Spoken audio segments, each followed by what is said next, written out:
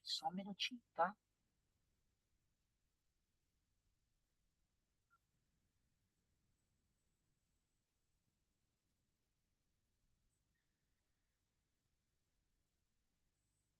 Três, dois, um.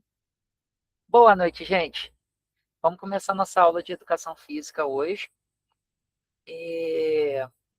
Espero que a gente possa conversar aqui, né? Ontem a gente teve a nossa aula de técnicas, espero que vocês tenham gostado. Hoje eu vou falar um pouquinho mais que o normal, porque a gente vai conversar um pouquinho sobre educação física, como que ela é abordada no Enem, tá? Antes da gente começar aqui falar propriamente, eu queria fazer um teste aqui, colocar uma musiquinha para a gente poder, para motivar os nossos dias, as nossas lutas e principalmente quando a gente estiver na nossa vitória, que vai ser todo mundo lá na UFJF ano que vem. Vou colocar uma música aqui, eu queria ver se vai dar certo. Ver se vai rolar.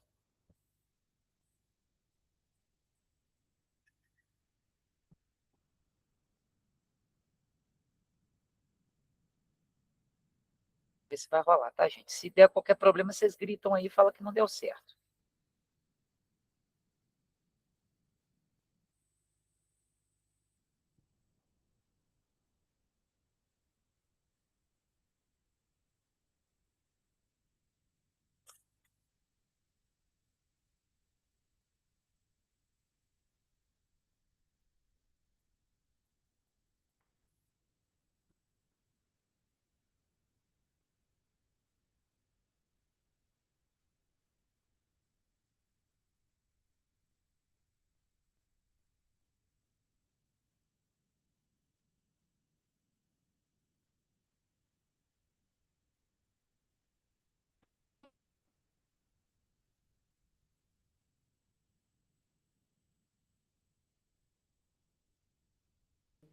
Adriano, está sem som aí. Oi? Tá sem áudio? Sim. Ixi. Eu não sei como.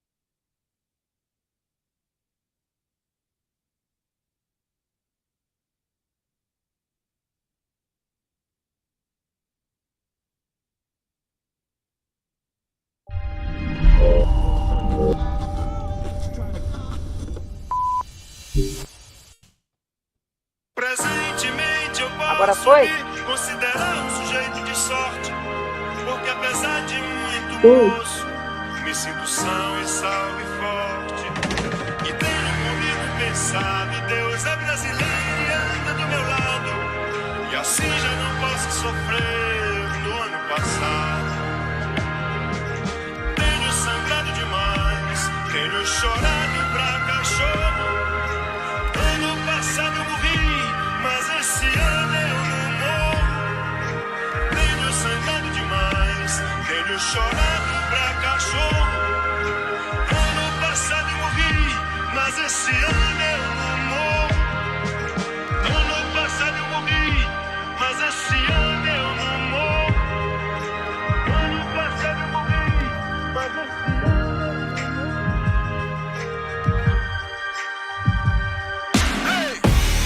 Eu sonho mais alto que drones. Combustível do meu tipo, a fome. Pra arregaçar como um ciclone. Pra que amanhã não seja só um ontem. Com um novo nome, o abutre ronda, ansioso pela queda. Fim do mágoa, mano, eu sou mais que essa merda. Corpo, mente, alma, um tipo Ayurveda. Estilo ave, eu corro no meio das pedras.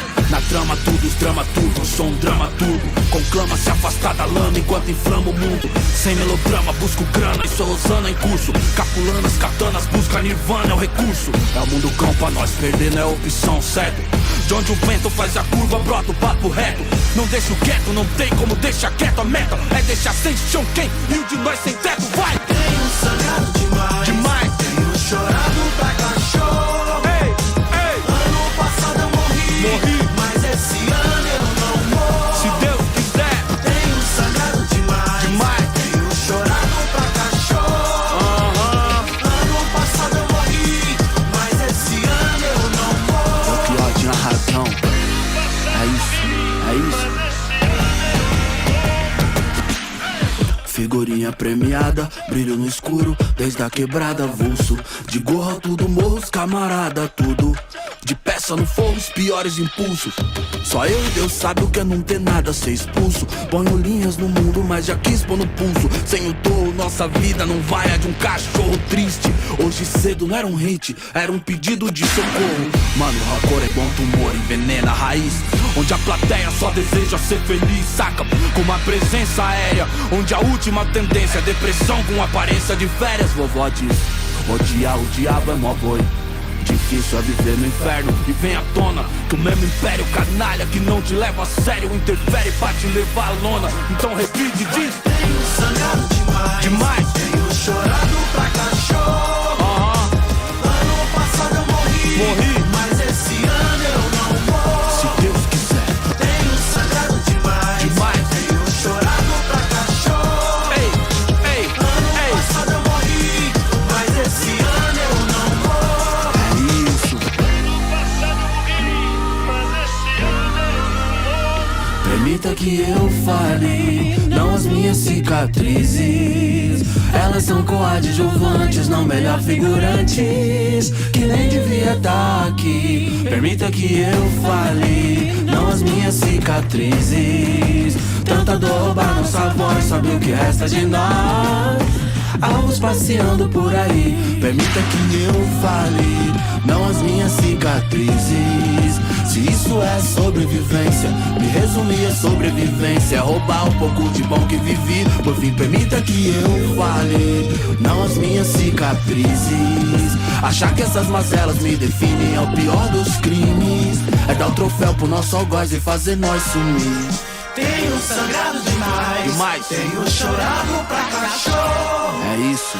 Ano passado eu morri, mas esse ano eu não morro. Seguindo em frente, Tenho sangrado demais, levanta a cabeça. tenho chorado pra cachorro. Você entendeu? Ano passado eu morri, mas esse ano eu não morro. Como diria Zé Limeira. Tenho sangrado demais, tenho chorado pra cachorro. Ano passado eu morri, mas esse ano eu não morro. Se Deus quiser. Tenho sangrado demais, tenho chorado pra cachorro. Tenho chorado pra cachorro. Ano passado eu morri, mas esse ano eu não morro. Satisfação, senhoras e senhores. Nossa nave decola se despedindo nesse momento. Seu camarada Emicida se vai agora. A gente se encontra por aí nesse mundão louco, certo?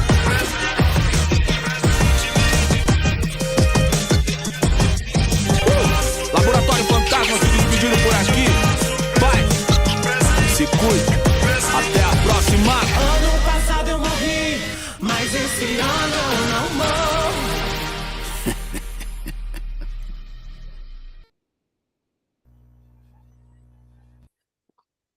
Então, gente, eu queria começar essa aula de hoje com essa música. É uma música que eu, pessoalmente, eu gosto muito. Ela me empurra muito quando eu preciso, principalmente nas minhas corridas, nas minhas provas. E aí, gente, eu quero botar na cabecinha de todo mundo que está aqui o seguinte: a gente não vai morrer mais, não. A gente que está aqui, né? E eu me incluo muito nisso. A gente está acostumado a morrer muito, né? A gente morre para um mundo machista, racista, capacitista, e está na hora da gente não morrer mais para isso.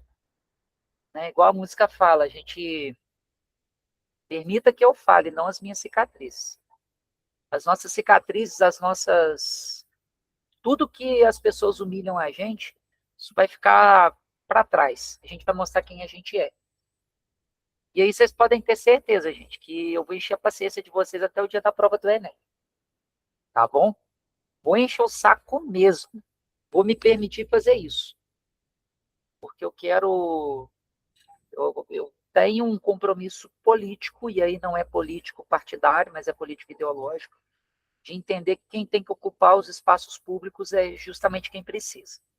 Somos nós. E a gente tem que estar lá. E se vocês me permitem, só para terminar aqui a fala, eu acho que a gente precisa ter gente do povo na faculdade de medicina, sim. Porque só quem enfrentou uma fila de SUS sabe o que é passar sufoco. E a gente precisa estar lá. Porque quando a gente for atender alguém lá no SUS, lá no postinho, a gente vai saber o que a gente passou. Né? O pessoal da comunidade quilombola sabe o que é ter que tomar uma medicação tradicional, paliativa, porque não tem, né? Porque não consegue, na hora que precisa, consegue ir num posto médico, em um lugar. Né? A gente precisa ter o povo lá na faculdade de Direito para quando a gente for atender alguém que necessita, a gente sabe o que a gente passa. Eu não quis dizer isso ontem, mas eu vou dizer agora. Mas, assim, eu sou filho da escola pública. Para eu entrar na UFJF, eu estudei em casa. E eu estudei com um livro que eu achei no lixo. Dia de lixeiro, no bairro onde eu morava, eu passava de casa em casa olhando no lixo, para ver se eu achava algum livro para poder estudar. Não tinha internet, as coisas, né, eram mais precárias do que é hoje. Mas isso não me deixa melhor nem pior do que ninguém. Eu acho que isso me moldou e me forma quem eu sou. E aí, gente, eu sei, pelo que todo mundo está passando, quer dizer, não sei, né? A gente está se conhecendo agora. Mas eu tenho o mínimo de percepção que cada um aqui passa. E aí a gente vai estar junto. Se vocês me permitem, eu vou encher a paciência de vocês até dizer chega. Até o dia da prova do Enem. E até depois da prova do Enem. Se vocês me permitirem, eu vou fazer isso. Então vamos começar, gente? Depois do momento onde todo mundo quase está chorando, a Fran está colocando aqui no chat que tem 3 anos, está mais de 3 anos aguardando consulta de reumatologista no SUS. E é assim mesmo. E Denise, tudo bem? Boa noite. Por que eu comecei falando disso, gente? Não é fácil. Né? A gente vai começar a conversar aqui um pouco sobre educação física, e aí tem alguns temas que a gente vai entrar que tem a ver um pouco com o que eu estou falando aqui. Numa corrida onde todos dizem que somos iguais, estamos todos no mesmo ponto, a gente que está aqui, a gente parte atrás de todo mundo. Né? E não é por mérito ou por demérito, é por questões que a sociedade impõe para cima da gente. Mas, vamos que vamos, né? Já que a gente vai ter que largar atrás, a gente vai correr mais que todo mundo. Mas a gente vai chegar lá. O dia que vocês estiverem desanimados, gente, ouve essa música é muito bacana. Eu gosto muito dela. Vamos embora? Vamos falar um pouquinho de educação física? Gente, olha só. Olha só. A gente vai falar um pouquinho aqui sobre a educação física, tá? Principalmente sobre a educação física no Enem. A educação física ela é uma matéria um pouco, como é que eu vou dizer? Largada de lado. Né? Sempre foi largada de lado. Na minha época de estudante de escola pública, a gente tinha educação física 2 vezes por semana, uma vez a quadra era dos meninos, a outra era das meninas. No dia que a quadra era dos meninos, eu não podia jogar, porque eu não sabia jogar futebol. Eu só brincava de futebol na rua, não era da escolinha. E no dia que a quadra era das meninas, eu não podia participar da aula, porque a quadra era das meninas. E aí eu resolvi fazer a faculdade de educação física, para dar aula em escola e fazer diferente. Fazer de um jeito onde todo mundo pudesse participar e ter uma aula diferente. E aí, para minha surpresa, quando eu cheguei na faculdade, isso lá em 2000 e não importa, senão vou entregar a minha idade para vocês, mentira, 2004, eu descobri que, na verdade, tem uma gama de conteúdos que podem e devem ser trabalhados dentro da escola. No caso específico do Enem, gente, eu não vou estender muito aqui falando da parte de educação física, como um todo, senão vou dar spoiler, por exemplo, para a Cintia, que vai fazer faculdade de educação física. A gente vai falar um pouquinho da matriz de referência, tá? Ou o que cai na prova de educação física do Enem. Então, vamos lá, gente. Pessoal, outra coisa, se tiver rápido, qualquer coisa, levanta a mão, fala. Né? Hoje a nossa aula é um pouquinho curta, daqui a pouco tem aula de química com o professor Lídio. Mas vocês fiquem à vontade para falar, tá bom? Vamos para o que importa. Vamos falar das matrizes de referência da educação física para o Enem. A educação física está inserida dentro da prova de linguagens, tá? Por quê? Entende-se que a educação física é a linguagem corporal, ou seja, a forma com que nosso corpo se expressa. E aí, dentro da prova de educação física do Enem, a gente vai ter que saber 5 eixos cognitivos, isso para toda a prova de linguagens. O que é eixo cognitivo? É o que eles vão analisar se a gente sabe ou não na prova do Enem. Foi o que a gente estava conversando ontem. Então, vamos lá. Primeiro, dominar linguagens. Se a gente domina a norma culta da língua portuguesa e faz uso das linguagens matemática, artística e científicas e da figura espanhola ou inglesa. O eixo 2, compreender fenômenos, construir e aplicar conceitos das várias áreas do conhecimento para a compreensão de fenômenos naturais, de processos históricos, geográficos, da produção tecnológica e das manifestações artísticas. O que isso quer dizer? Eles querem saber se a gente consegue identificar que uma coisa é um fenômeno social. Exemplo, a lei Vini Júnior, né, a nova regra do futebol, que você não pode tapar a boca para falar alguma coisa com alguém durante o jogo de futebol. Isso é um fenômeno. Criar essa lei, essa regra, por quê? Isso seria uma questão para o Enem, por exemplo. Né? Qual foi o motivo de criar essa lei? Para evitar que se fale coisas racistas, homofóbicas, e não seja captado pelas câmeras de televisão. Né? Ou o árbitro vê, etc. Enfrentar situações de problema. Selecionar, organizar, relacionar, interpretar dados, informações representados de diferentes formas para tomar decisões e enfrentar situações de problema. Construir a argumentação, relacionar informações representadas em diferentes formas e conhecimentos disponíveis em situações concretas para construir argumento consistente. É o que a gente estava falando aqui. Dentro de um fenômeno, a gente vai construir uma argumentação. Essa argumentação vai levar em conta o nosso ponto de vista e o conhecimento científico. Tá? E, além disso, elaborar propostas, que é criar soluções para situações de problema. Tranquilo até aí, gente? E isso que eu li aqui agora é para toda a prova de linguagens. Toda a prova de língua portuguesa da área de linguagens vai requerer que a gente saiba esses 5 eixos cognitivos. Tá bom? Tranquilo, gente? Então, beleza. Vamos para a área da educação física. Especificamente, a parte de educação física está lá na competência de área 3, que é compreender e usar a linguagem corporal como relevante para a própria vida, integradora social e formadora da identidade. O que isso quer dizer? Ele quer saber se a gente sabe reconhecer as manifestações corporais de movimento como originárias de necessidades cotidianas de um grupo social. 2, reconhecer a necessidade de transformação de hábitos corporais em função das necessidades sinestésicas.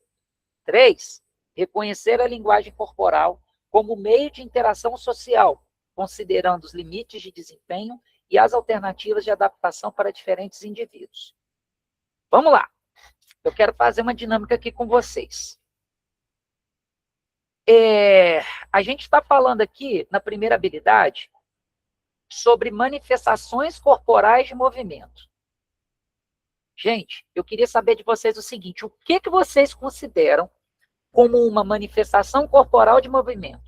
Fala aí para mim. Andar, caminhar. Boa. Dança. Dança. Ô, Luta. Cíntia, você não vale, Cíntia. Você já ouviu essa aula. Desculpa. Não, tô brincando. Pode falar, mulher. Dança, Luta. karatê, Karatê principalmente. principalmente. O que mais, gente? Vamos lá. Balé. O que mais?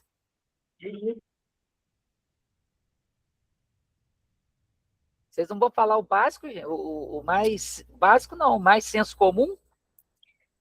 Caminhar. As atividades que a gente faz em casa, por exemplo, tanto com equipamentos caseiros, né, essas faixas elásticas, bicicleta ergométrica, bola, etc., em casa ou guiado com algum profissional, né? Exercício físico. Deixa eu te perguntar uma coisa, eu penso muito sobre isso há muito tempo, sobre a questão do movimento, né? Que é uma questão que os pacientes, de modo geral, precisam da atividade física até para que, no meu caso aqui, como futura nutricionista, para que esse paciente consiga um metabolismo completo, porque ele se alimenta, precisa do oxigênio, do esforço do corpo para conseguir fazer esse metabolismo funcionar.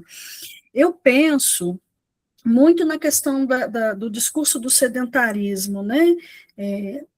As pessoas hoje fazem menos movimento, menos atividade, mas no dia a dia, a gente faz muita atividade física, as donas de casa especialmente, levanta, pega uma coisa em cima, desce, sobe. Em que medida esse sedentarismo é de fato real?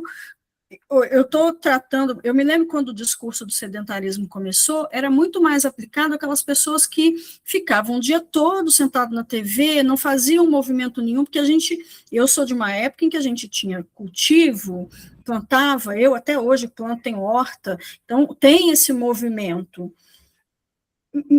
Você consegue trazer, assim, Então, algum esclarecimento mais curto, porque eu não quero atrapalhar a aula em relação a essa questão do Fran, movimento e atividade?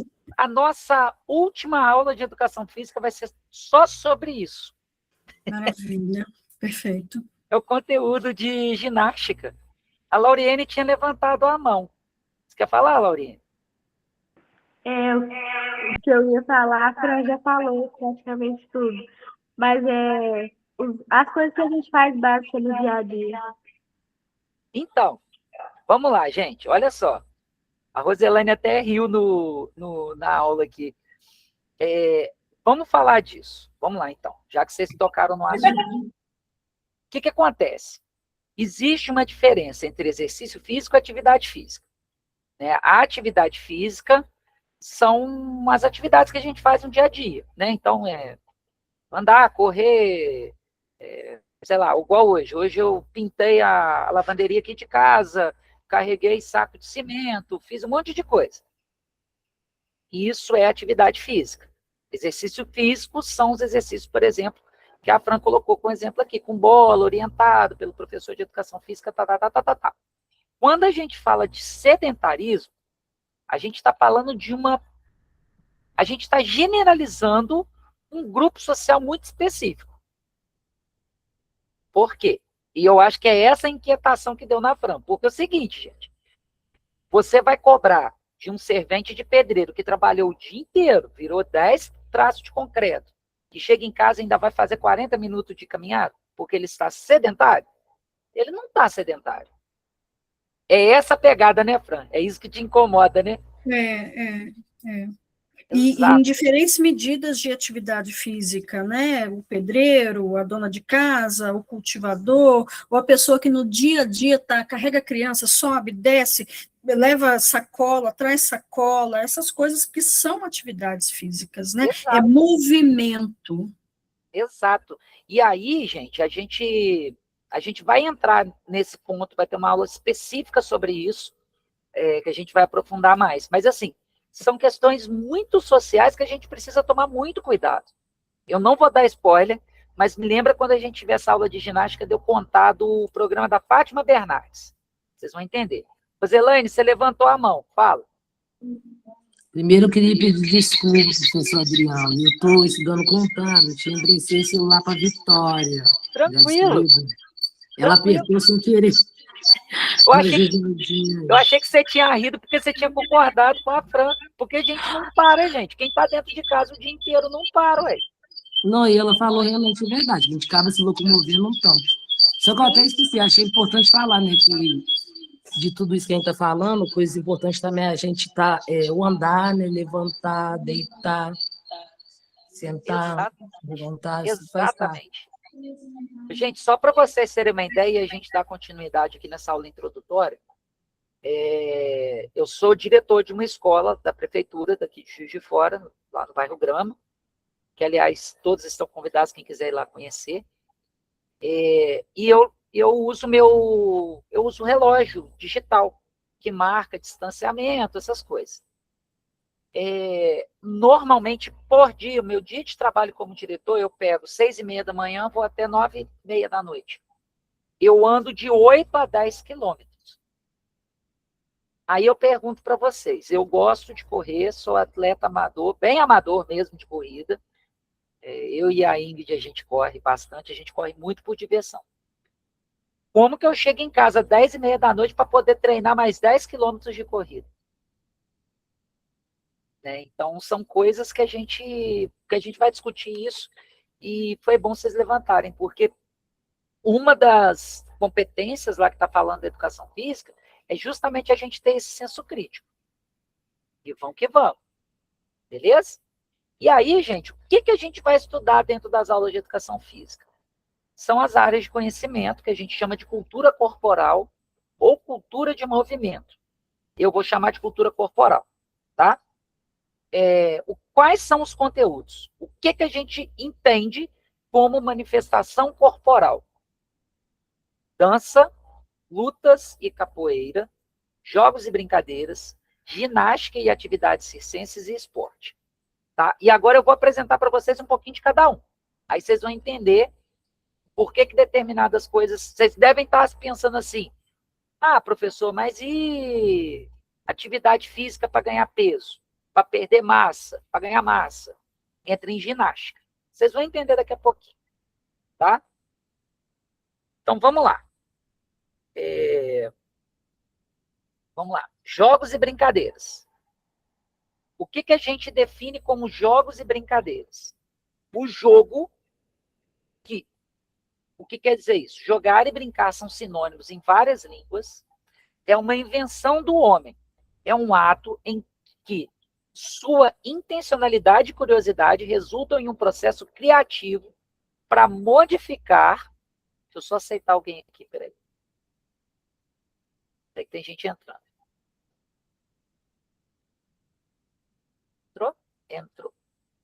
Voltando. Peraí, tem mais gente. A Fran levantou a mão. Pode falar, Fran. Um comentário muito rápido.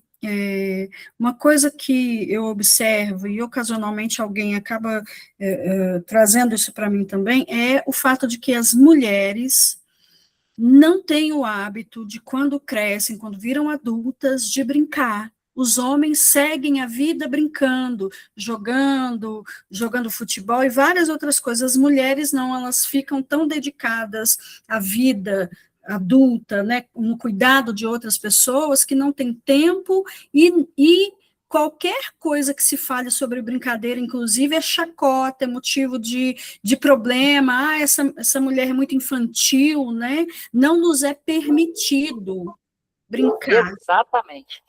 Ô, Fran, então a gente vai entrar agora falando um pouquinho de jogos e brincadeiras, tá? O que a gente entende com jogos e brincadeiras? É uma fruição do lúdico. E o que acontece muito com a gente? Quando a gente vai crescendo, a sociedade capitalista, neoliberal, ocidental, ela amassa a gente de uma forma, a sociedade como um todo, que a gente não tem mais a obrigação e a necessidade dessa fruição do lúdico. E aí é o que você falou. Para as mulheres, isso ainda é pior ainda, né? E aí eu vou contar para vocês uma historinha aqui, que quando eu comecei a namorar minha esposa, segundo encontro que a gente teve, eu cheguei na casa dela, na casa da mãe dela, a mãe dela pegou e falou comigo assim, ô meu filho, a sua namorada está jogando bolinha de gude.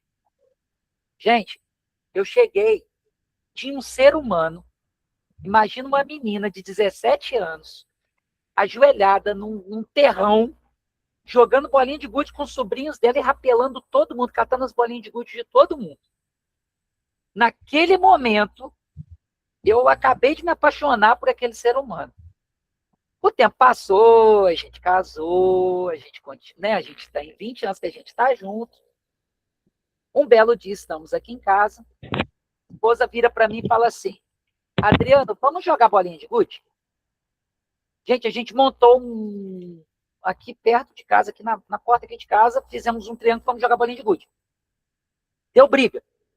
E eu gostaria que, nesse momento, a senhora Ingrid, como coordenadora desse curso, como minha coordenadora, ela desse o seu parecer sobre isso.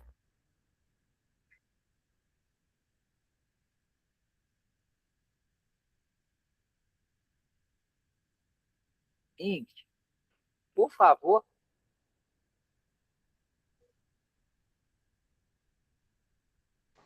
Ô, professor Adriano, você desculpa aí, porque essas risadinhas aí, eles apertar aqui, tá saindo essa Sem risada. problema, Roselaine, tá tranquilo. Desculpa aí, eu só estou esperando a nossa coordenadora falar alguma coisa sobre esse campeonato de bolinha de gude. Aí você desculpa aí, tá saindo de apertar aqui, tá apertando errado. Alô, então. Tá tranquilo. Alô. Eu acho que ela ficou com vergonha. Não, professor. É isso mesmo. Eu só tenho que falar. Pelo amor de Deus, gente. Gente, e aí, Fran, gente, assim, é uma coisa que a gente precisa muito trabalhar na nossa vida, é justamente essa questão da fruição do lúdico. Esse ser humano aí, tem dia que ela chega aqui em casa, eu estou jogando videogame, e é muito que a Fran falou, né, que o homem ele tem essa licença poética de jogar videogame. Eu estou jogando videogame, ela manda colocar de 2 e a gente vira a noite jogando. Ela comprou um fliperama para nós dois jogar, gente. Vocês não estão entendendo. E o que a gente percebe nisso?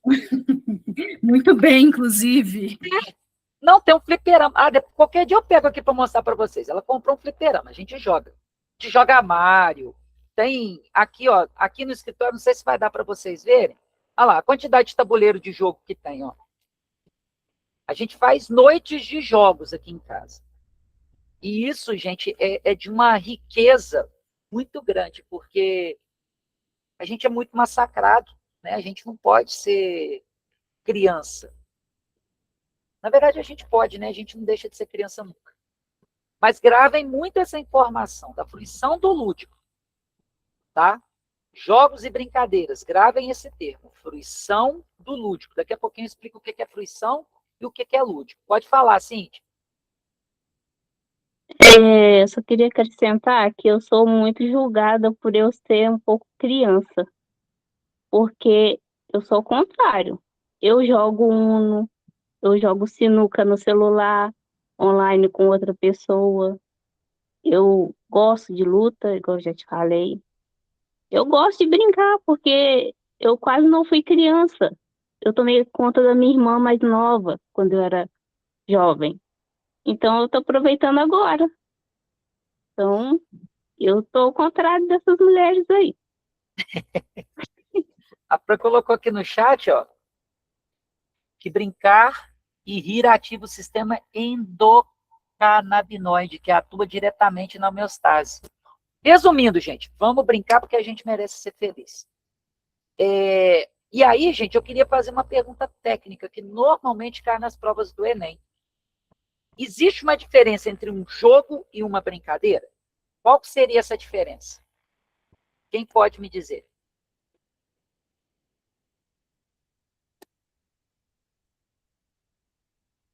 Fala, Lauriane, pode falar.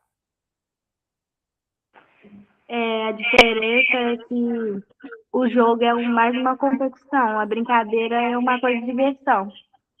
Exatamente. Quer ver? Todo mundo sabe a diferença.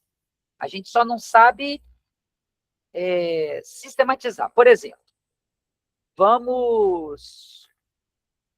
a gente joga carrinho ou a gente brinca de carrinho? A gente brinca de carrinho. Brinca. Né? A gente joga futebol ou a gente brinca futebol? Joga. Não necessariamente um jogo ele implica uma competição. Tá? Existem categorias de jogos que são jogos cooperativos. Por exemplo, a gente pode fazer uma gincana onde todos nós aqui precisamos acertar 20 vezes a bola de basquete na cesta. É um jogo cooperativo. Brincar tem muito a ver também com o imaginário de situações da realidade. Tá? Vou dar um exemplo muito simples e a gente vai reter nessa parte de jogos e brincadeiras aqui. Depois eu vou apresentando para vocês cada conteúdo. Por exemplo, vocês, e isso foi questão que caiu no Enem, inclusive, tá, gente? Se eu achar que eu até coloco para vocês depois. Vocês sabem a origem do jogo de amarelinha?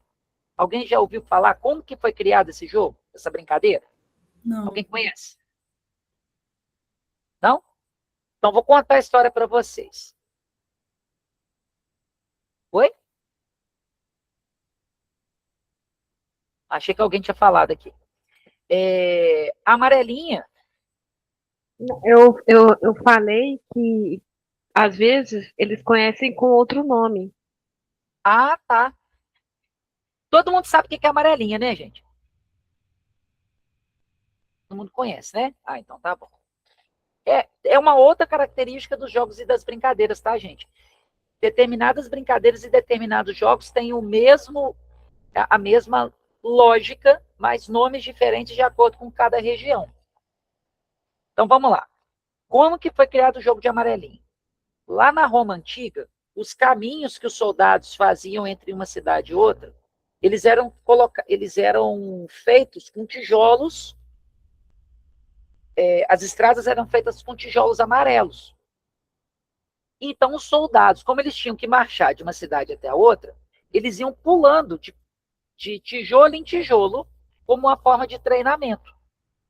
As crianças viam aquilo e imitavam os soldados. Então, eles desenhavam no chão os tijolinhos e iam pulando, fazendo a amarelinha. Daí o nome amarelinha. Aí agora eu vou explodir mais a cabeça de vocês. E aí agora eu vou explodir mais a cabecinha de vocês. Sabe a história do céu e da terra? Já viu que no início está escrito terra e em cima está escrito céu? Isso aí tem origem na época da Idade Média, lá na Europa. As pessoas, quando pecavam, elas pagavam uma moeda, né? Faziam um indulto. Às vezes, elas não tinham condição de se confessar para o padre. Então, por exemplo, hoje eu pequei porque eu comi um pedaço de carne. Eu parava na porta da igreja, pedia perdão e jogava moeda. Só que rezava a lenda que quem pisasse na moeda pegava o pecado do outro. Então, tipo, para você chegar da terra até o céu, você tinha que pular pelos tijolinhos amarelos sem necessariamente pisar nos pecados. Por isso que a gente joga pedrinha e vai pulando um por um. Essa é a origem da amarelinha.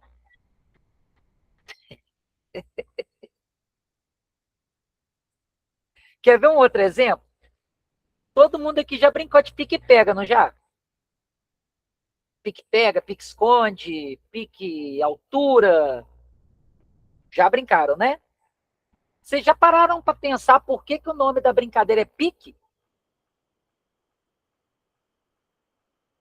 Por que vocês acham que a brincadeira chama pique?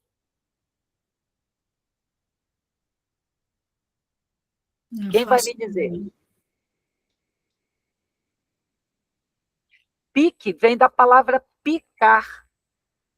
Picar, espetar. O que acontecia? Na época da escravidão no Brasil, os filhos dos donos dos engenhos, dos donos das pessoas que eram escravizadas, elas ganhavam uma agulha. E elas tinham que correr atrás dos filhos das pessoas escravizadas e espetar eles. Daí o nome pique-pega. Pique esconde. A criança escondia, a outra, quando achava, elas picavam a criança. Isso aqui no Sudeste. Lá no Nordeste, eles falam tica. Ticar é beliscar. Era a mesma dinâmica, só que beliscava. Que história triste por trás de uma brincadeira que a gente usou para se divertir tanto, muito revoltante. Exatamente. E aí, Fran, o que acontece? Todo jogo, toda brincadeira, ele carrega um sentido histórico e ele é transformado e ressignificado através dos tempos. Por que até hoje se brinca de pique-pega? Hoje em dia não tem mais essa história de picar, mas é uma coisa que é passada geração após geração. Isso a gente chama de conhecimento tradicional, conhecimento clássico, perdão, que a gente chama de conhecimento clássico dentro da educação física. Beleza? Quer ver um outro exemplo? Lembra do jogo de xadrez? O jogo de xadrez ele tem toda uma dinâmica dos impérios medievais, correto? Rei, rainha, bispo, cavalo, torre e os peões, né? Vocês sabiam que o jogo de dama foi criado de acordo com o sistema capitalista?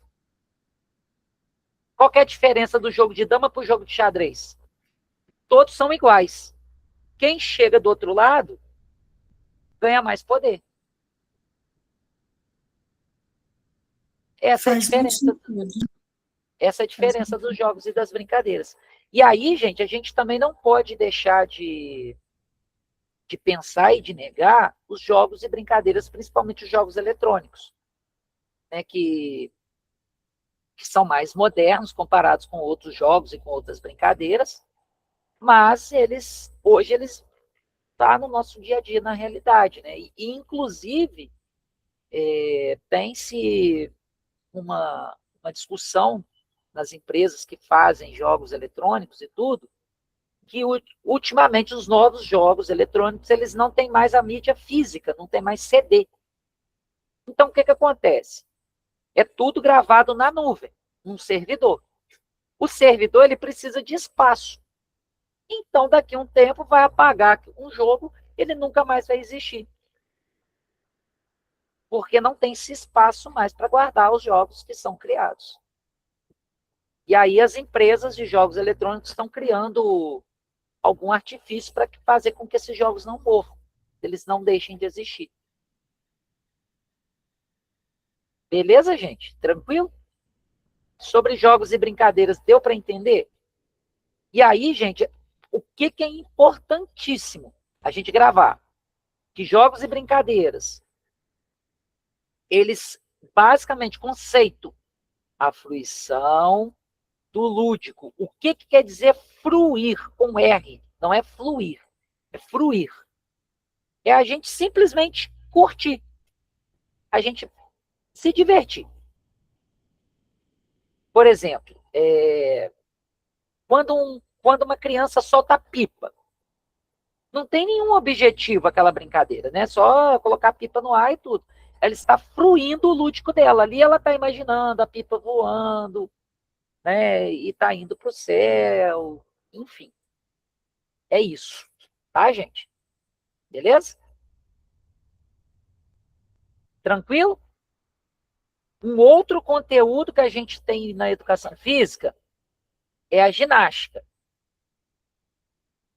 A ginástica ela foi criada na Grécia Antiga como uma forma de treinamento dos soldados. Ginástica, o termo ginástica em grego quer dizer a arte de exercitar o corpo nu.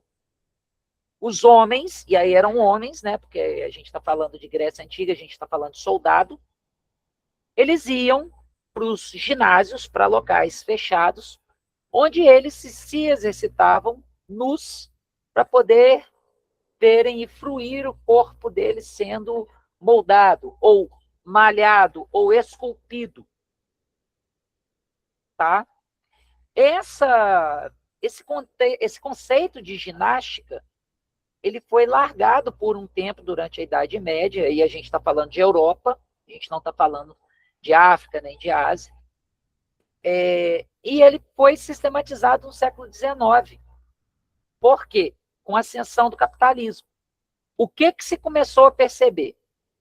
Que era necessário ter corpos fisicamente ativos e resistentes para aguentar as jornadas de trabalho. Viu, Fran? Era isso que a gente ia falar.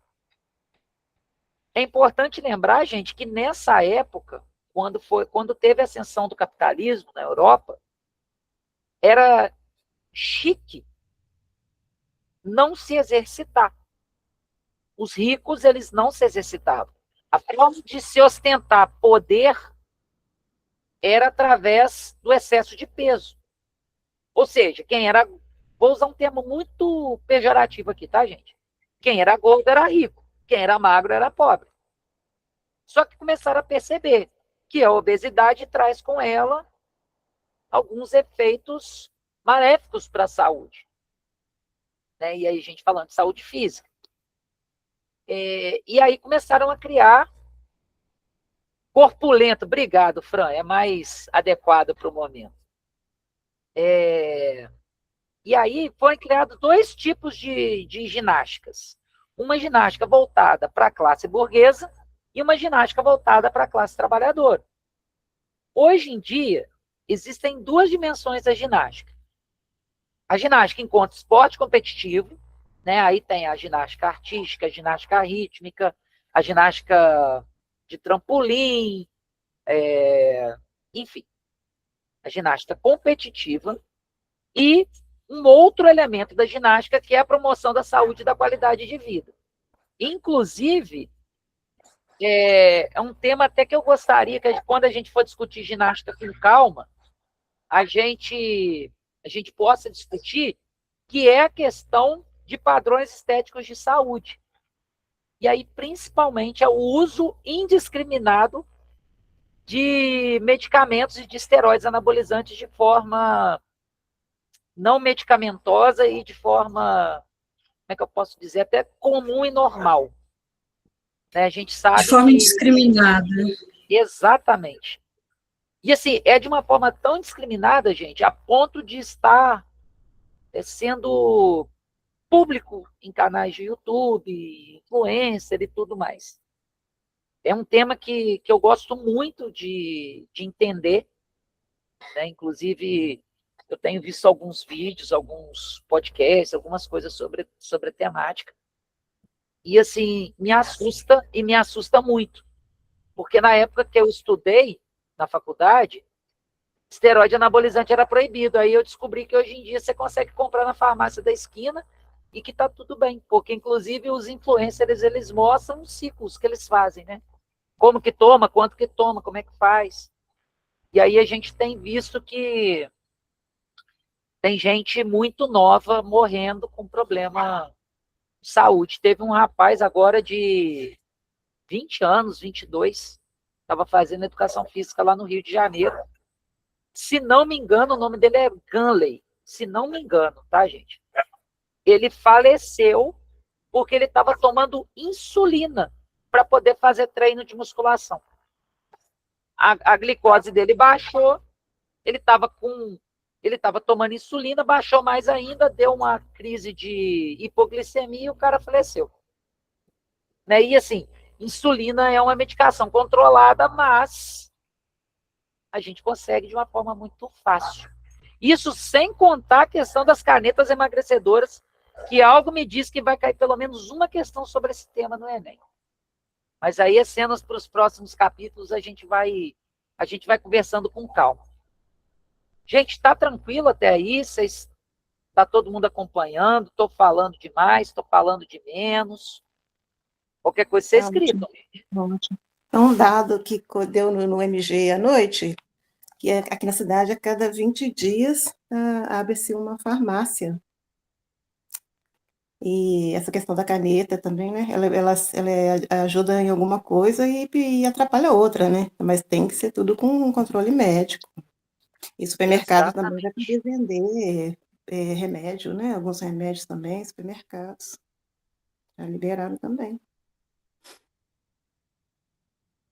A Priscila está perguntando se poderia me informar o nome do conteúdo dessa aula, Priscila. A gente está falando de educação física, é isso?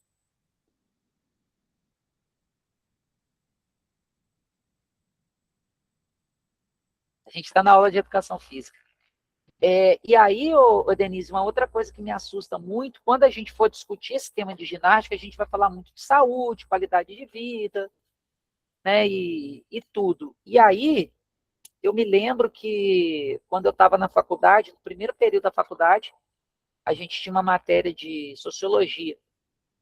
O professor de sociologia chegou com um texto escrito: "O esporte mata". Imagina falar isso nos anos 2000 para uma turma de educação física, do primeiro período, quando quase apanhou. Ele quase morreu mesmo. Só que assim, a discussão que se fazia sobre o esporte mata é um pouco, assim, biologicamente não tinha sentido. Mas se a gente parar para pensar, o esporte, aí a gente não vai usar o esporte enquanto esporte. A gente vai falar de exercício físico, tá? Por exemplo, eu gosto de correr, eu pratico o esporte corrida, mas eu faço um exercício físico. Por quê? A corrida, enquanto competição, enquanto esporte, ela é para 1% do pessoal que corre, só para quem está disputando o campeonato, que é elite. Né? Eu corro de forma recreativa e a minha disputa com relação aos meus tempos é comigo mesmo. E aí, gente, se a gente for parar para pensar, realmente a prática de atividade física, de exercício físico, de esporte, se não for orientada de uma forma correta, ela mata. Eu não sei se vocês lembram, aí eu vou entregar a idade de todo mundo aqui. Em 2004, um jogador de futebol morreu dentro de campo, no meio de um jogo. Serginho, jogador do São Caetano. Quem levantar a mão e falar que lembra disso, entrega a idade, hein? Não sei se todo mundo vai lembrar, que a galera da old school aqui vai lembrar disso. A Fran lembrou. Deixa eu ver se eu acho o vídeo aqui para mostrar para vocês. Quer ver? Deixa eu ver se eu acho aqui.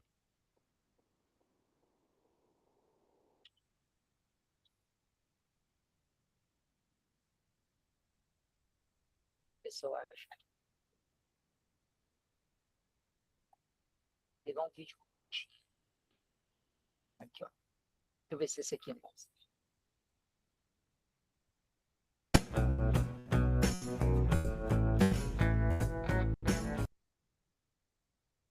Eu vou tirar o áudio, tá, gente? Tá dando? Vocês estão enxergando aí direito?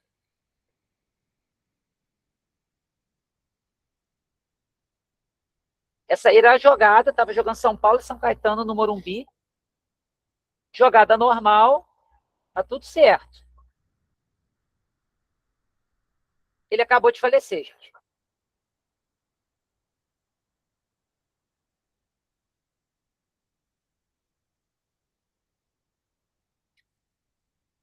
Ele deu uma parada cardíaca, ele tinha uma cardiopatia, ele tinha uma doença de coração, Ele sabia que tinha essa doença, mas ao mesmo tempo ele não podia parar de jogar futebol porque era a profissão dele. Uma jogada simples, não sei se deu para vocês verem, não tinha nada, ele não tomou uma pancada nem nada, ele simplesmente, o coração dele parou e ele caiu. Tem um jogador da Dinamarca, o Eriksen, que na Eurocopa, uns 2 anos atrás, também teve uma situação dessa. Na Copa, não sei se foi na Copa do Mundo agora ou no último amistoso também ele teve. E hoje, se não me engano, o Musiala, jogador da Alemanha, ele desmaiou no jogo do Bayern de Munique. Né, a gente está falando do futebol aqui, que culturalmente é um esporte mais popular do mundo, né? Mas nas corridas de rua, volta e meia tem SAMU indo buscar atleta. Né? É uma coisa bem complicada. E aí, o que a gente começou a descobrir? Que atletas de final de semana, atletas recreativos, estão usando 2 tipos específicos de medicação. Né? Um deles é a eritropoetina, que é um remédio utilizado para anemia, para aumentar a quantidade de glóbulo vermelho no sangue e ele correr mais. E o outro é um vasodilatador que é muito utilizado para que os homens tenham uma performance íntima maior, vulgarmente conhecido como Tadala. Os homens estão usando, as pessoas estão usando para poder aumentar a performance, mas aí é de forma recreativa, não é nem para ganhar campeonato. Né? Então a coisa está tomando uma proporção que assim é bem complicada. E aí a gente volta na discussão lá do professor, né, gente? O esporte mata, né? Esse parâmetro ele mata. Licença. O bicarbonato também falou que quem é atleta, tem acompanhamento médico, ajuda muito, o bicarbonato. Mas em casa, no dia, não pode fazer muito uso dele, não. Né? Por ser ácido, mas que ajuda para quem é atleta e tem acompanhamento médico, falou que ajuda muito o bicarbonato. Agora, eu vou colocar aqui para vocês também. Quando eu era pequena, a minha escola aqui em cima, São Benedito, então nós tivemos muito, assim, passeio no Poço Dantas, que é uma reserva florestal, então a gente ia na torre, pro lado, assim, do Linhares, né, da Praia Linhares. Aqui, a gente aqui costumou muito assim, andar, caminhar, pequena, né, a gente também carregava lenha com os pais, né, já era proibido, mas eu ainda cheguei cedo com a minha mãe também, na reserva florestal, né, Bar de Lourdes ali, pro lado aqui para cima aqui, e colônia de férias, que foi muito bom pra gente. A colônia de férias, aí teve teatro, tinha dança, então, assim, tinha artesanato, era bem, ele levaram a gente no bombeiro, aqui perto dos Santos Anjos, era ali ainda, no Brasil. Então, era assim, a colônia de férias era muito bom também, com o professor de educação física. E a minha professora de educação física, na colônia de férias, ela era baiana, então ela me ensinou frevo. Então, eu trago frevo até hoje, assim. Foi Vanusa, se não me engano. Foi muito bom a colônia de férias. E aí, tanto no primário, né, antes do primário, tinha educação física, e no ginásio também, a gente aqui em cima, a gente fazia muito assim, de ir na reserva florestal, de ir no campo de futebol, que era tudo perto. Então, tinha interação, colégio, igreja, ia, assim, de passear, né, com os alunos. Na igreja, a gente passeava com as crianças, na torre, a distância é enorme, assim, criança de 6, 7 anos. A gente já acostumou muito a andar a pé. Hoje não se vê tanto isso, né? Mas, assim, a colônia de férias foi muito bom também.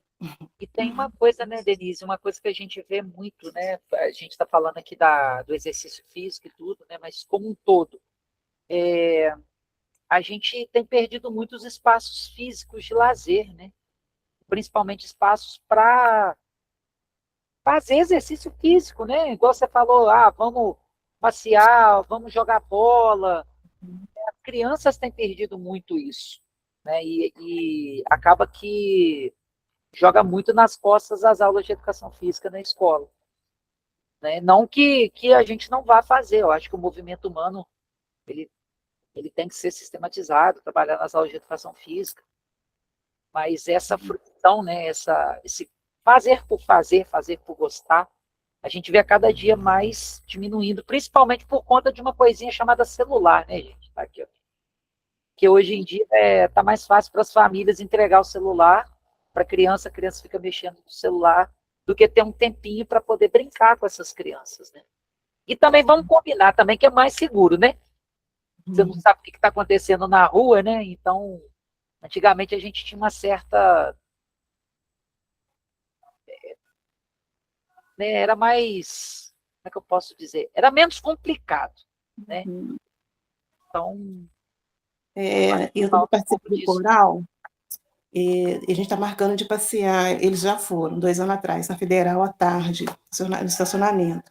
Aí o professor, a gente ia agora em julho, não deu para ir, então a gente está marcando de caminhar, assim, umas 10 pessoas, 8 pessoas, aí fazer um lazer, né, um piquenique, uma caminhada, a pessoa quer correr, ele quer exercitar, ele já corre assim, por conta também. E a gente está marcando de sábado à tarde, talvez ir na Federal, lá para dar uma volta, um passeio lá também, tipo um piquenique. Um lanche partilhado, né? Aí eu gosto muito de exercício também. Então, assim, a gente está esperando esse dia, porque a gente ia agora em julho, não deu para ir, uns não puderam ir, e ele fala muito também da questão do exercício. E tanto assim, no coral também fazer exercício, né?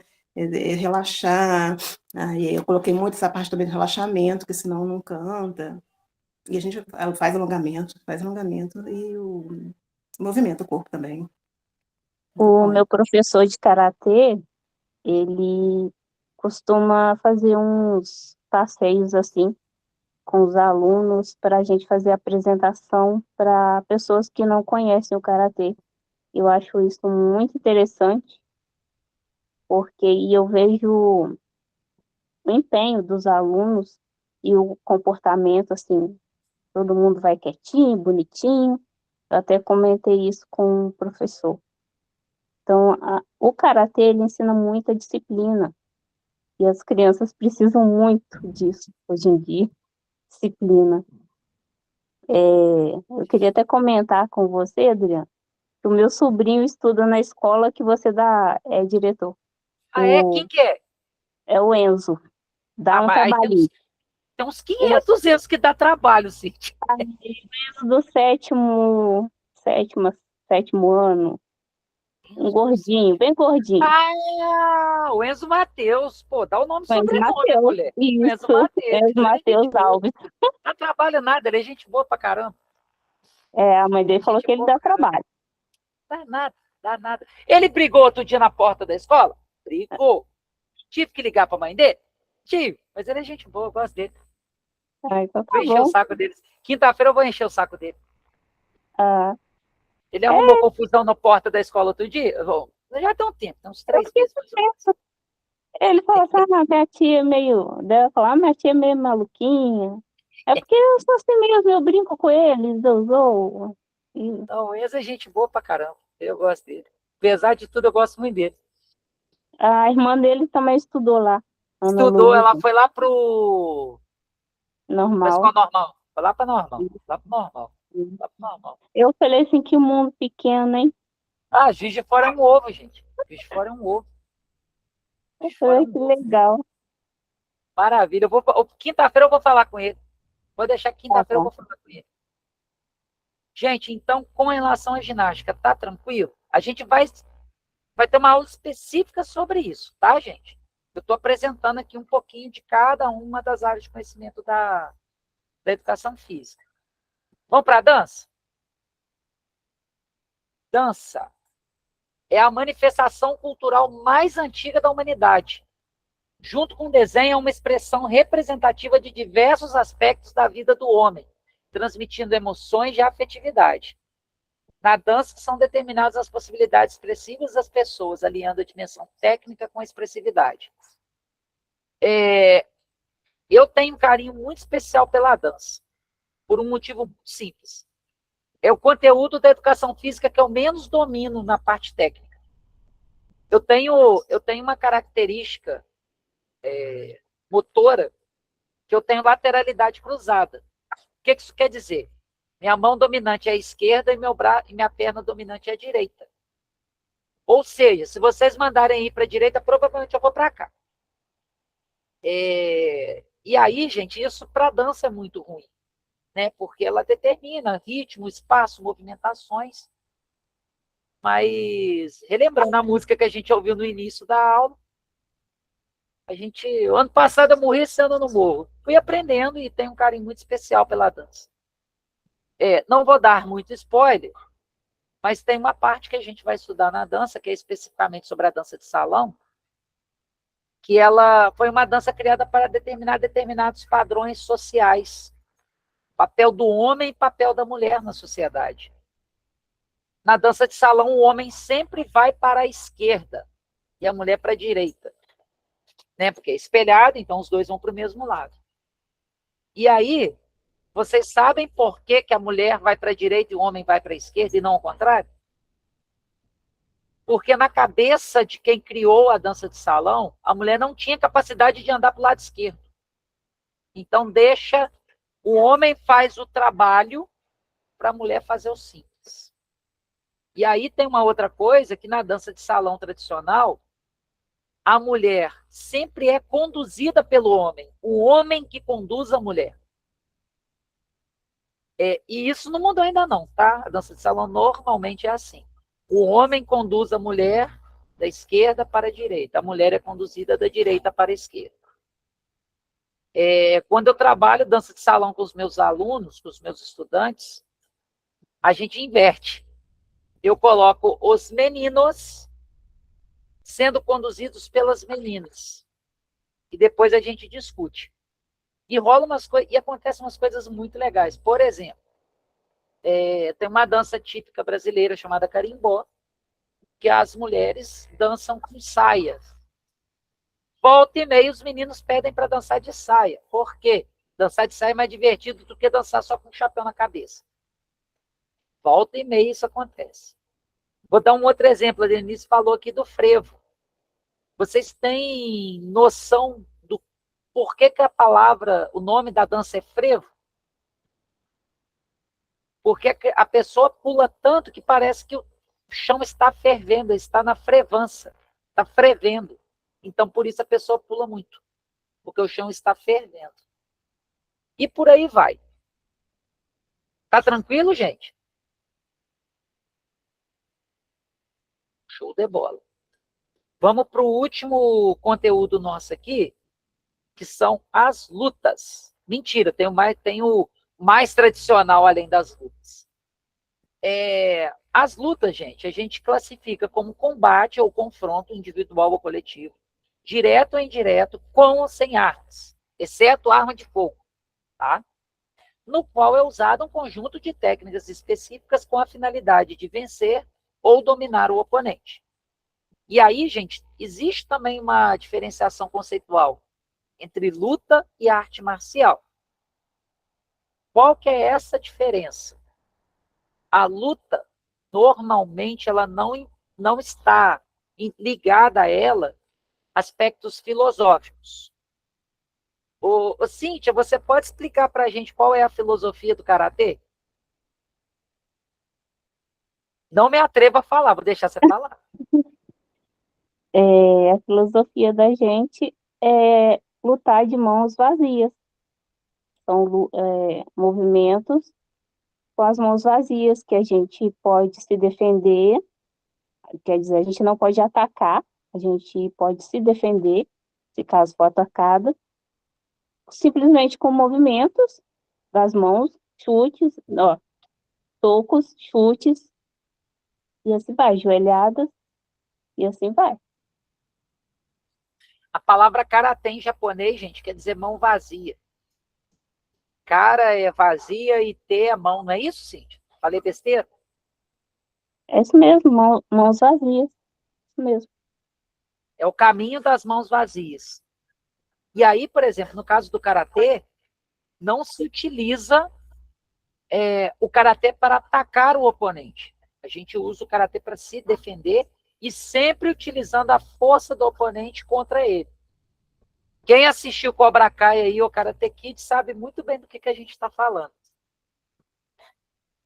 Que é diferente, gente, por exemplo, do UFC, do MMA, que, na verdade, é um campeonato de porradaria. São várias artes marciais mistas, né? O nome é MMA, artes marciais mistas em inglês, cujo objetivo é vencer e ganhar dinheiro.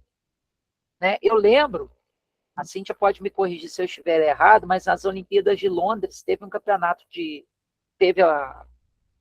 karatê nas Olimpíadas, e o campeão olímpico do karatê, ele perdeu a luta, ele perdeu a medalha olímpica, porque ele deu um golpe no oponente e acertou o oponente. Porque durante as lutas de karatê, dentro do comitê, me corrige, Cíntia, se eu estiver falando besteira, por favor. Você não pode acertar com força o seu oponente. Inclusive, faz parte do princípio, você só demonstrar que você poderia acertar o oponente sem ser com força. Falei besteira? Não, também depende. Depende do tipo de luta, do estilo do karatê. Depende de muita coisa. Tem certos golpes que não podem ser dados, por exemplo, na cabeça, é desclassificado.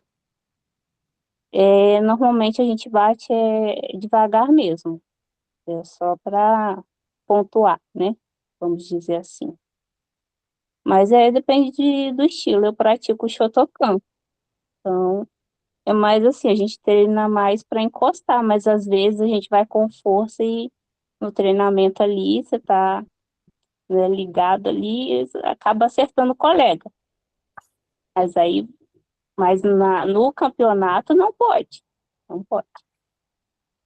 Exatamente. Lauriene, pode falar.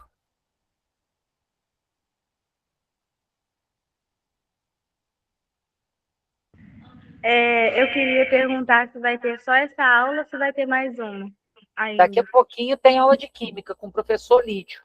Tá? Eu acho que vai ser isso. Vai ser nesse mesmo link aqui, tá? Tá. Você fica quietinho aí que daqui a pouco ele entra aí. Tá bom? Obrigada. E aí, gente, dentro das lutas aqui, a gente coloca uma luta que aí depende muito da leitura, mas a gente vai deixar como aqui dentro do conteúdo de lutas, que é a capoeira, que é uma representação cultural brasileira, criada no Brasil, e que ela foi criada como luta, né? Hoje em dia ela não é utilizada como luta, como técnica de defesa pessoal e tudo mais, mas ela é um elemento da cultura exclusivamente brasileira. Que também eu tenho um carinho muito grande pela capoeira, que foi outro conteúdo que eu aprendi muito a entender e a amar. Tem alguém da capoeira aí, gente? Ela é classificada como dança, né? Eu já fiz Então, capoeira. Denise, essa que é a questão. A capoeira, ela não encaixa nem só na luta, nem só na dança. Por isso que a gente fala que a capoeira ela é meio só capoeira. Alguém levantou a mão, gente. Quem levantou a mão aí? Acho que foi a Priscila. Fala aí, Priscila. A dança, então não colocaram nas Olimpíadas. Oi, capoeira. gente, boa noite. Isso. Fala, Priscila. Eu já fiz capoeira, inclusive eu tô fazendo. Aí eu tô Ai, que legal. corda branca. Que Só legal. que porque tá arrumando a quadra. Uhum. Você faz aonde, Priscila? Eu faço aqui no São Pedro, no Novo Horizonte, no Tancredo Neves. Uhum. Eu dei aula na Tancredo 4 anos. Ó, Foi a minha primeira escola que eu trabalhei. Que legal. Mas tem bastante tempo. Ah, tá. Já ia falar, meus amigos estudaram lá. Agora tô tudo no primeiro, nono ano. Tem muito tempo. Eu trabalhei lá em 2012. Eu saí de lá em 2012. Bastante tempo. Nossa, 2012 tava com 2 aninhos ainda. Tá bem Tá vendo? Oi, gente, não posso ficar falando muito da idade aqui, não, que eu entrego minha idade, gente. Tá feia a coisa aqui. Tá feia a coisa. Mas, então, Denise, só voltando à questão da capoeira, o que acontece? Ela foi criada como uma técnica de defesa pessoal, como luta. Hoje em dia, a capoeira ela é entendida como uma manutenção da cultura, né, ancestral, da cultura negra, da cultura do povo escravizado, do Brasil e tudo mais. os campeonatos de capoeira, eles não são na essência da luta, mas ao mesmo tempo classificá-lo como dança é tirar essa essência dele enquanto luta. Então, tem uma certa divergência, assim, sabe? Então, a gente deixa a capoeira, eu costumo brincar que a capoeira ela é como se fosse um grupo à parte, assim, sabe? A gente chama ela de capoeira, tá bom. A gente não precisa colocar como luta nem como dança. Mas quando a gente for falar de capoeira, eu vou tentar explicar para vocês mais profundamente como que funciona essa relação da música com a dança, com os movimentos, com a defesa e por aí vai. Tá? E para terminar, gente, a gente vai falar do conteúdo que é aquele que é o mais tradicional na educação física, que são os esportes. Tá? Aí, gente, com relação aos esportes, a gente define ele como uma manifestação corporal ou não. Por exemplo, existe campeonato de xadrez. O xadrez, nesse caso, ele deixa de ser um jogo e passa a ser um esporte. Um outro exemplo mais simples que esse, Fórmula 1. Fórmula 1 é um esporte, mas ele não é corporal, porque ele depende do carro.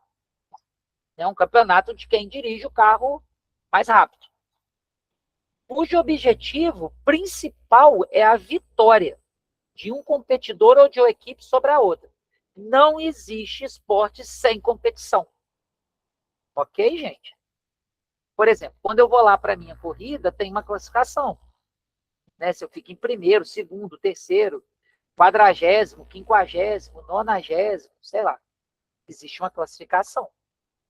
E quem não obedece às regras que são estabelecidas é eliminado. Como via de regra, o esporte pressupõe alguns princípios. Primeiro, respeito às regras que regulamentam o esporte. São as mesmas em toda a parte do mundo. Vou falar do skate, Fran.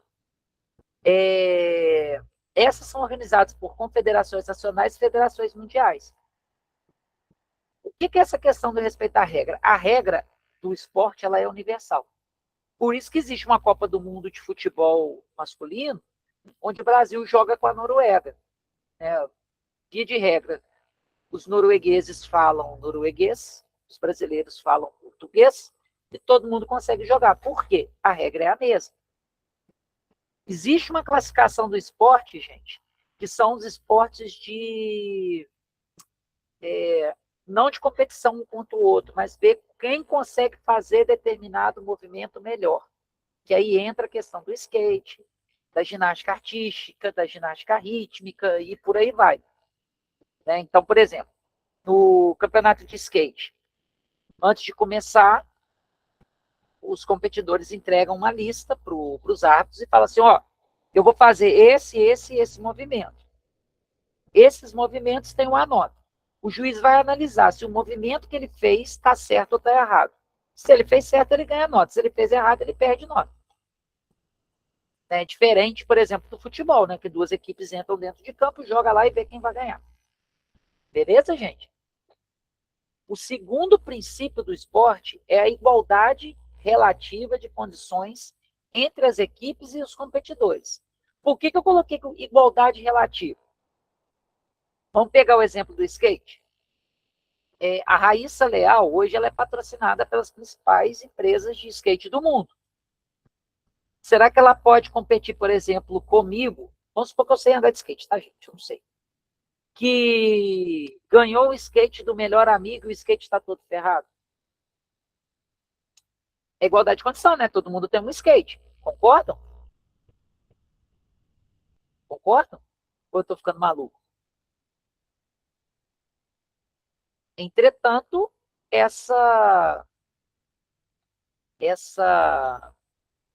igualdade de condições ela é um pouco relativa. Né? Eu vou dar um outro exemplo mais simples. Eu vou sempre tentar fazer essa associação com o futebol, que é uma coisa que a gente tem mais proximidade. Vamos fazer uma partida de futebol, tá, gente? Eu vou pegar a seleção da Espanha masculina e vou colocar para jogar contra o Tupi. Beleza? 11 para cada lado, tá tudo certinho. Pode ser? Vai dar certo. Podemos, então? Posso ir lá? A gente faz um jogo. Vocês acham que vai dar certo? Vai, mas a Tupi, né, vai perder. Então, é uma igualdade relativa, né, Cíntia? Vou É. dar um exemplo da corrida. Vamos fazer um campeonato de corrida aí. Eu e o queniano lá, o etíope, que bateu o recorde mundial da maratona, ele corre 1 quilômetro em 3 minutos e 20. Eu corro em 5. Pode ser? O tênis dele custa R$ 5.500, o meu custa 400. Pode ser? Vai dar certo? Vocês entenderam a relação que a gente está fazendo aqui de igualdade relativa de condições? Essa igualdade de condições, gente, não é uma igualdade real. Ela é uma igualdade... Ela não leva em consideração aspectos equitativos. Vamos fazer uma analogia com o Enem. Antigamente não existiam cotas. Então a gente colocava todo mundo no mesmo pacote. O que verificou-se? Que não estava sendo justo, pois nem todos têm as mesmas condições. Daí criaram-se as cotas. É meio isso. Tá? E, finalmente, a organização de campeonatos oficiais, que são organizados por confederações e federações. Gente, está tranquilo até aqui? Deu para todo mundo entender como que vai ser vista a educação física dentro do Enem? Queria que vocês entendessem isso, para nas próximas aulas, quando a gente for organizando, a gente ir falando com mais profundidade, e aí a gente vai fazer um movimento muito parecido com o da técnicas, que eu vou trazer as questões de educação física para a gente discutir nos temas, que eu acho que para esse momento é muito mais pertinente do que a gente ficar só teorizando. Nessa aula, essencialmente, eu precisava, mas as próximas a gente vai fazendo a discussão. Beleza? Pode falar, Fran.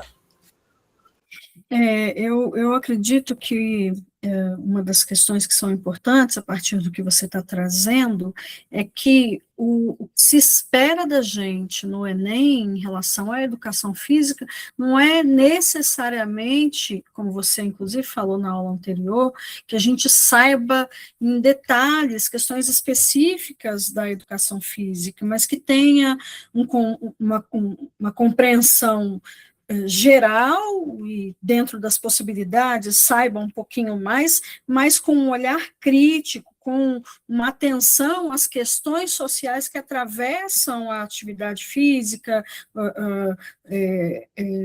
enfim, né, a educação física de modo geral, é isso? Isso, exatamente. E aí, gente, para encerrar, que o professor Lid vai entrar aqui agora, a gente tem que ver como é que vai ser essa dinâmica. A gente tem que aproveitar também uma outra questão, e aqui a gente pode ser muito honesto, né? Até porque o nosso curso preparatório, ele é um curso que senta à esquerda das mesas. Depois eu explico isso com mais calma para vocês. Que bom que as nossas provas do Enem, elas são voltadas para a gente ter um senso crítico, um senso de igualdade, de equidade, né? E não só a gente pensar em estereótipos e dizer que esses estereótipos, eles são a verdade absoluta. Acho que todo mundo entendeu o que eu quis dizer, né?